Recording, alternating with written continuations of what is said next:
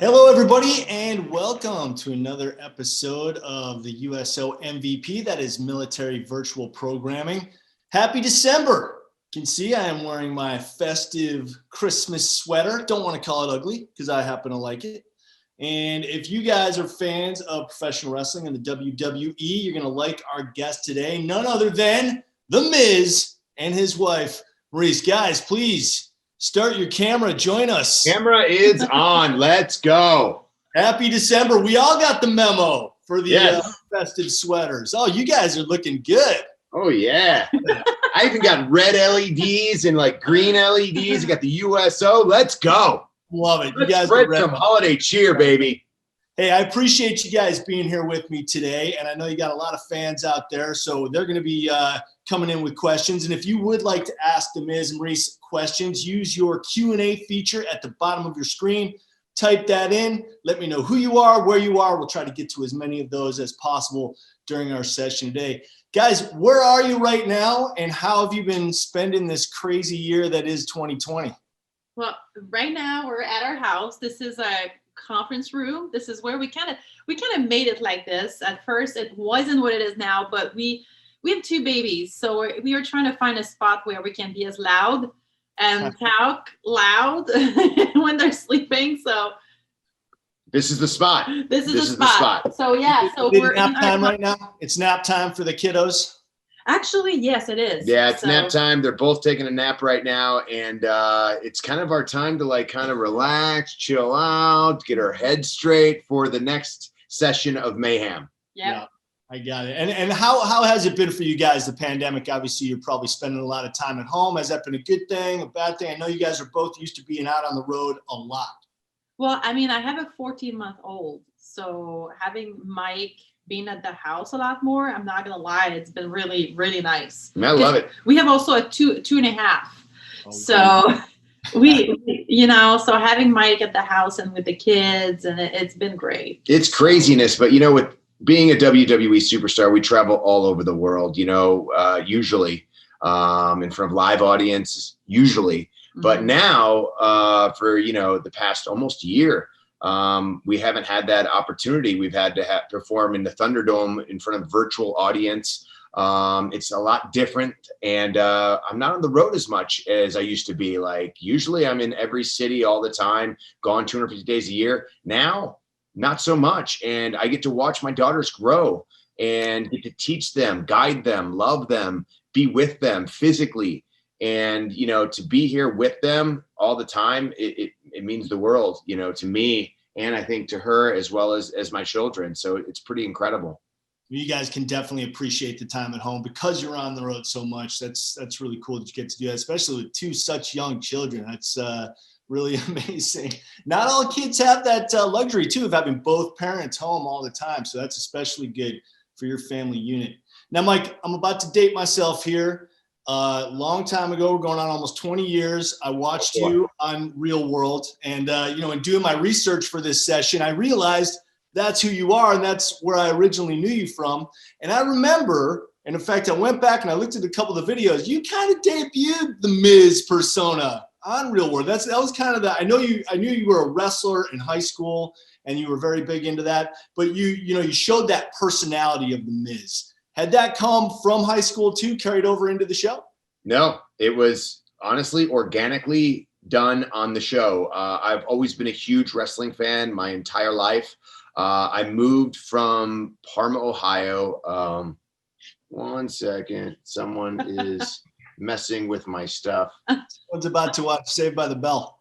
Well, my mom is probably going to watch it. And so, or maybe we will. I don't know. And some behind the scenes here at the Miz household.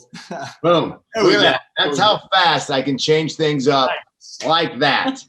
Anyway, so when I was on the Real World, I moved from Parma, Ohio to New York City. And I was a 19, 20-year-old and had no idea about, I guess, life, I mean, I think when you're 20, you think you know everything, but you really don't. You really haven't lived.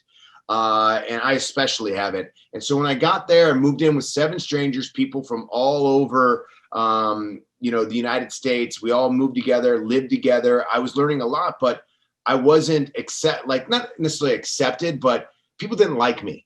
And I was too much. Sometimes I have a big personality and I'm loud, I'm obnoxious, I'm annoying. No. And it makes for great television, not for a good roommate. So people ended up not liking me that much. And so I created this character because I was so uncomfortable that I created this character called the Miz. And the Miz would just tell it like it is. And it would be this character. It was loud. It was larger than life. It was from all the stuff I would watch on WWE, The Rock, Austin, Hogan. Those were all my heroes. And so I would do that. And everyone started liking the Miz more than they liked Mike. And they would accept the Miz and respect the Miz. So I kind of created that character on there. And then when I went home back to Parma, I kind of realized, I was like, wow, I just did the Real World. Like, that was a huge show. I mean, it's still a big show, but even back then, there wasn't that many reality shows. It wasn't on every single station. It was only that. So I was like, you know what? If I can do that, I bet I could set my mind to anything. So I said, I'm going to be a WWE superstar. So I set out to do that. Yeah. And it's amazing what you've turned it into, man. It's really kudos to you. And you're right. I mean, that's a huge launching pad. When your season came out, it was the 10th season of the show. So very, very established. And as you said, a huge platform and a huge springboard for you. And I got about 10 years on you. So my wrestling stars were, like Junkyard Dog and Superfly Snuka and Randy Macho Man Savage. So I was very into it as a kid too. What we want to do right now, guys, is check in at a live location. We're going to be going to Wright-Patterson Air Force Base in North Carolina. So if you guys could turn your camera on and join us, please. There we go. How you guys doing? Hey, great guys. I'm Chief with the 88 Com Squadron. First off, Miz, we want to welcome you home, back to your home state of Ohio. And Maryse, thank you guys for spending some time out with us. We're truly grateful and glad to be able to spend a little time with you. So the 88 Communication Squadron, we're a 400-member team. We're responsible for providing computer and telephone support for Wright-Patterson's 31,000 users. So I'm going to turn it over to my team and let them introduce themselves, starting with Senior Airman Felix Ortiz. Hey, what's going on, guys? Hi. Thank you for taking the time to do this. My name is, like you said, Senior Airman Felix Ortiz, and I'm with the 88th Communication Squadron. We handle networking throughout the base and just basically just making sure that everybody's up and running and they can have their comms up. You actually answered one of my questions already. I wanted to know like how you came up with that personality of like the Miz. So I actually did have one question over here. If it's actually kind of a funny one, if they wanted to do another season of The Real World, would you go back and do it? I feel like they're still doing seasons of The Real World, but I feel like it's better to watch like 20-somethings trying to find their way through the world. I always think the best reality show, like with The Real World, the best characters are always the people that are in a transitioning phase. Like they're trying to figure themselves out, trying to figure out what they want to do with their lives. Usually it's like going from high school to college, or if someone's doing something new with their lives. That always creates the most impact and the most drama and the most fun to watch, in my opinion. So I like doing my own reality show, Ms. and Mrs. on the USA Network with my wife. It's not I turned everything I've learned through The Real World and brought it to our show. And then whenever you have someone like my wife, who is just funny, energetic, fun, the best mom, the best wife in the world. Romantic. I'm just trying to get all the points I can right now. So, but no, I just really enjoy doing my own show right now. I love The Real World and I love watching The Real World, but The Real World was something I did 20 years ago. And I don't think me doing it now would be something that, I don't know, maybe people would want to watch it. I don't know. To everyone out there, would you want to see me on The Real? Maybe Let's would take you a poll. Maryse on The Real World? Thank you for your question, sir. Appreciate you. Appreciate your service. Does anyone there at Wright-Patterson have a question for the Miz or Maryse? Hi there. I'm Senior Airman Logan Sexton. In roughly 5 to 10 years, where do you see yourself? What kind of goals do you want to accomplish in that time? Oh, wow. What kind of goals Well, do we you have? know, I would love to go to travel the world with my daughters. I have 2 young girls, and to me, I see it as like, wow, they'll be like my friend. Hopefully, they'll be my friends. But them growing up and traveling the world, because we travel the world so much with WWE, but we were always working. We were in a plane. We would get into a tour bus, then go to a stadium or an arena, do the show, get back in the plane, fly to a different country. So we would do this every single day. And I think, when we think about it, we've traveled so many countries, but we've never really stopped and just had a coffee or A nice bistro, something, anything. So We would literally. I just want to have a bicycle with a baguette on it and just drive a bicycle by the Eiffel Tower. Boy, that sounds like a lot of fun. That's what I want to do in 10 years. No, but I'd love to travel the world with my kids and you. Of course. But seriously, maybe our production company, when we go back to work, maybe our production company being really successful, and we just love creating new shows and we love to entertain people, and it's fun for us. We came up with this new game show that we are putting together right now in the playroom, playing with my kids. So if we can create something that everyone can enjoy with their family, for us, it's just great. Just like watching Ms. and Mrs. We really make fun of each other through things that happens to everyone. Life is life. So we go through the same things that everyone else goes through, but we just kind of make fun of each other.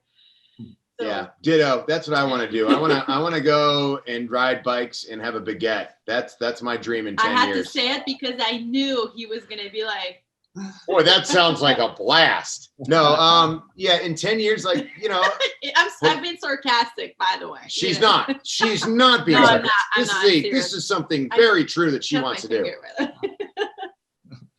Hey, Senior Airman, thank you very much for your question. We appreciate it. And Ms., by the way, the question was 5 years, but now we know where you want to be in 10 years on a bicycle with a baguette. Right? You want to be traveling to the Eiffel Tower in 5 years. Yeah, in 5 years, hopefully, we're still going at it. Like, hopefully we're on season 10 of Ms. and Mrs. And hopefully, things are still going great. Watching our girls grow up.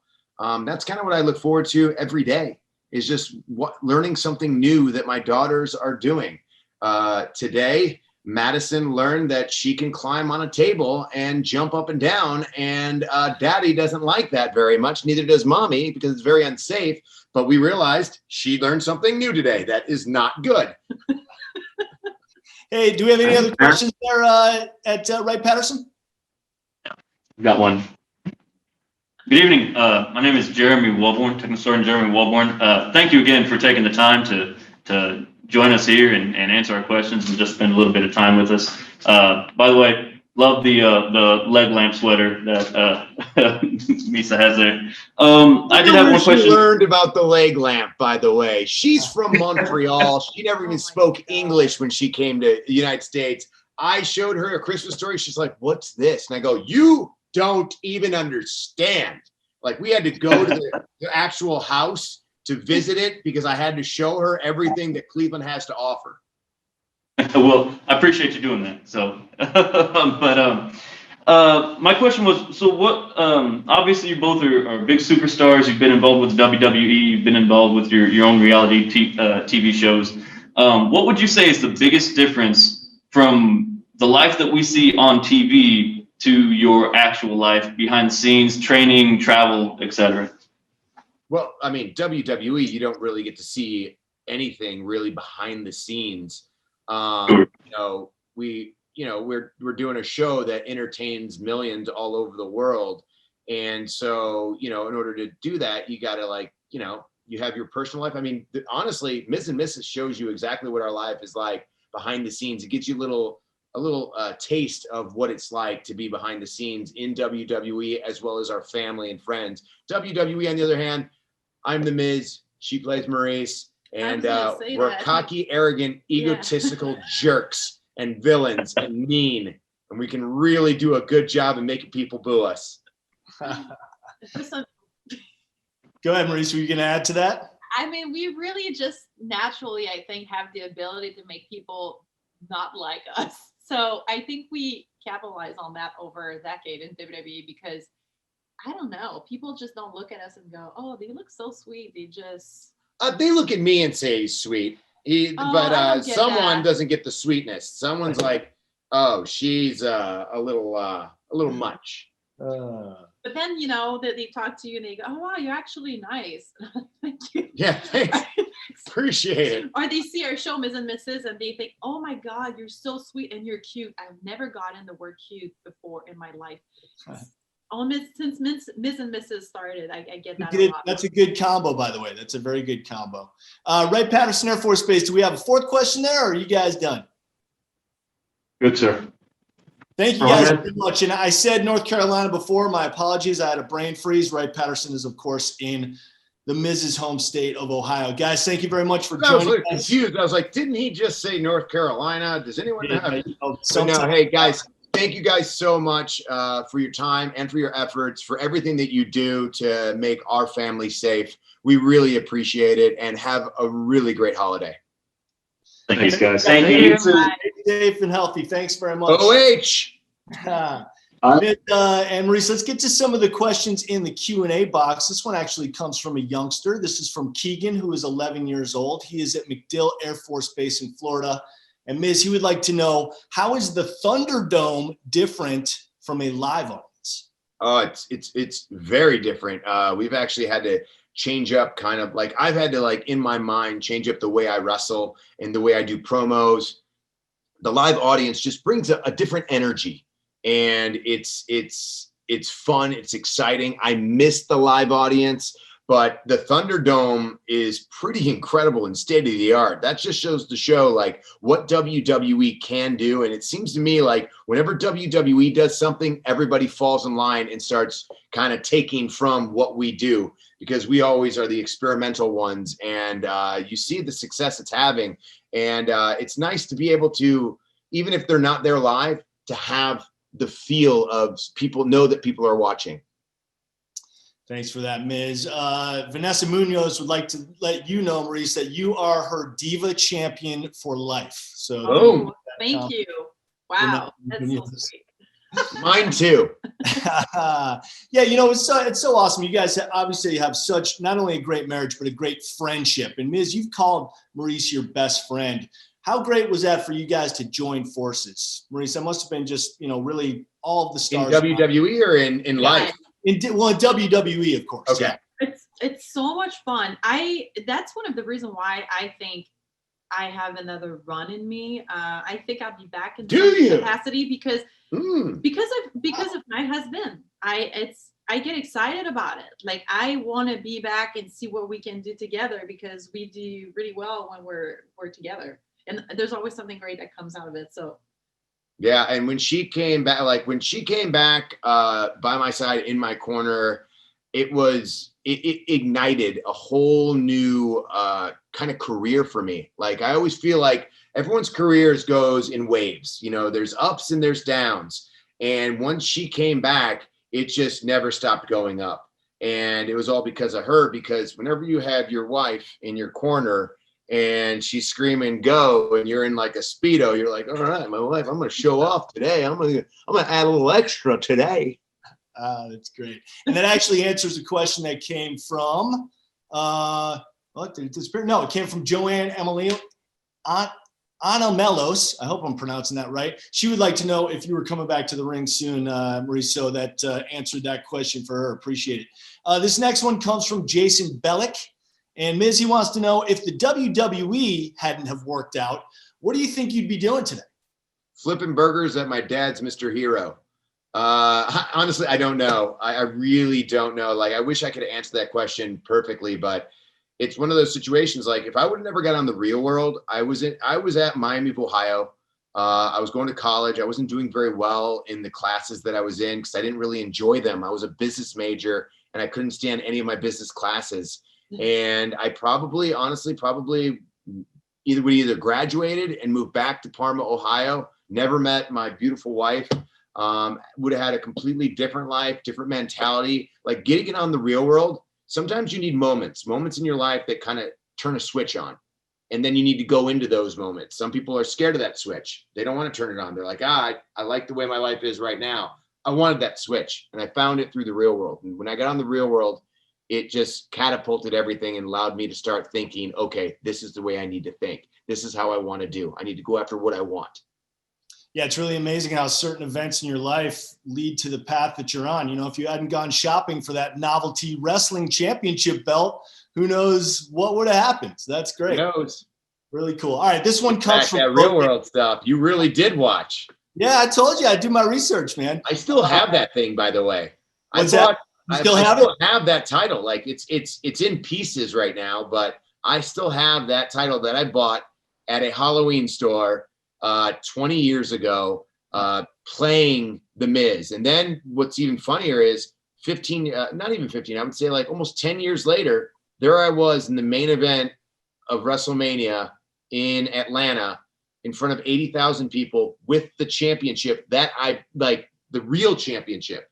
Yeah. I bought a replica 10 years ago as a joke. And there I was with the real thing 10 years later around my shoulder, and then winning in the main event, beating the face, John Cena, of the entire company. It was a very surreal moment.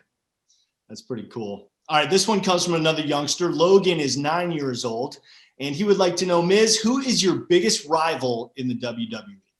Oh, who is my biggest rival, would you say, Maryse? Would it be Cena?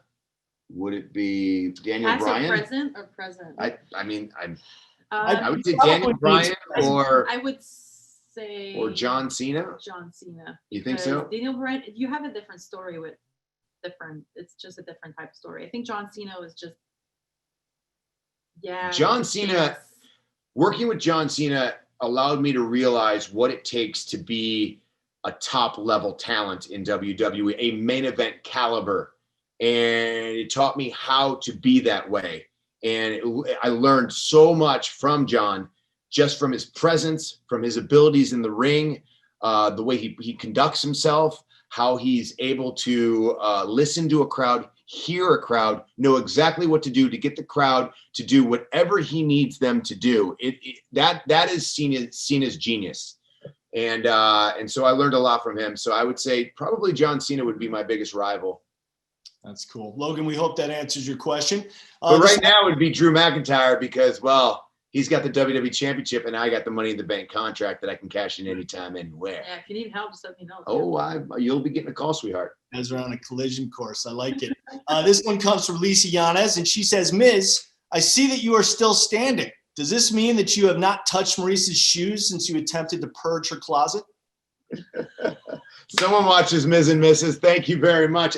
I'm still standing, and I have learned that you don't touch a woman's shoes. Not even if she hasn't worn them in years or ever. You don't touch the shoes or purses, for that matter. Hey, you know, there's rules. There's rules to life, and that is one you must adhere by, Miz.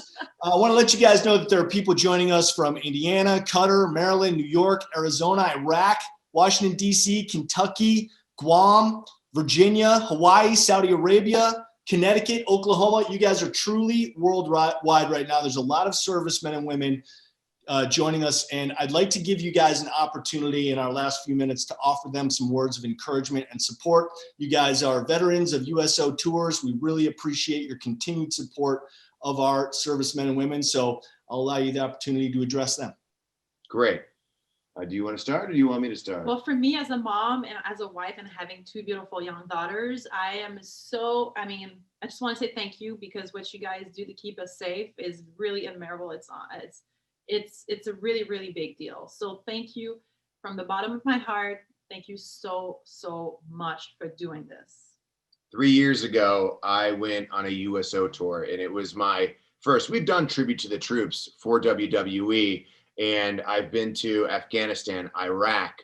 I've been able to learn what exactly, like, not just see on the news what our soldiers and our armed forces go through, but actually get to see real life in person, not at battle, but just to see a day-to-day life of what our armed forces go through each and every day.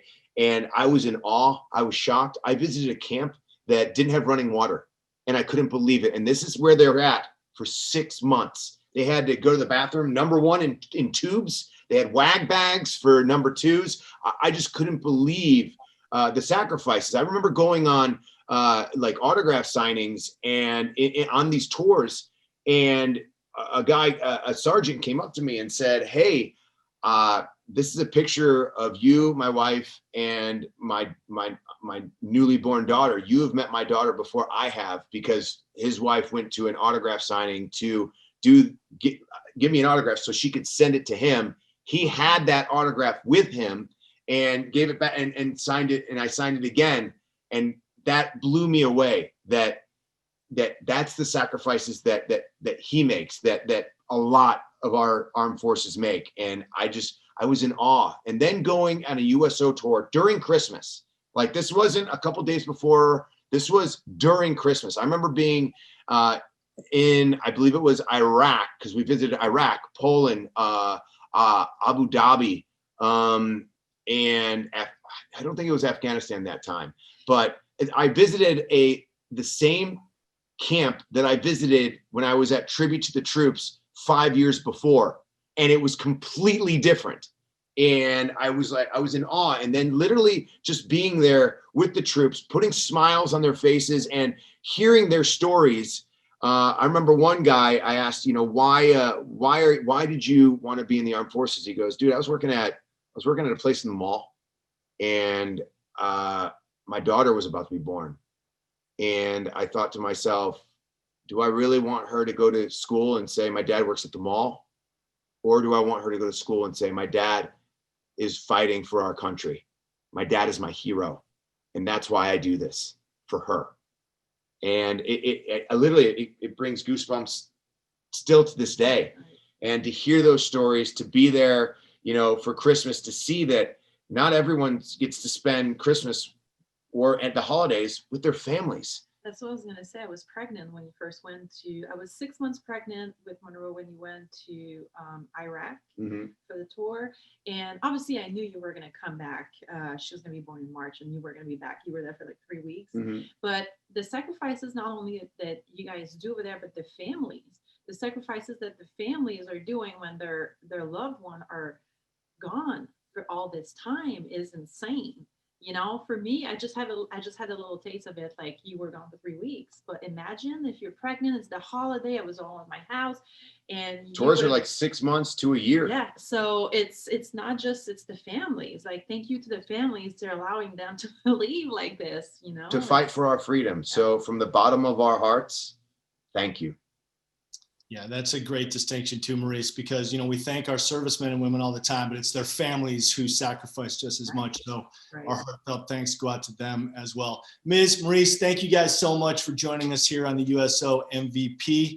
And if you want to find out more about the USO MVP, just go to uso.org/MVP. You guys have a very safe and happy holiday. And again, thanks for joining us. We'll see you on down the road. Thank you. We're going to go watch Saved by the Bell now. Thanks, guys. Appreciate it. Take care.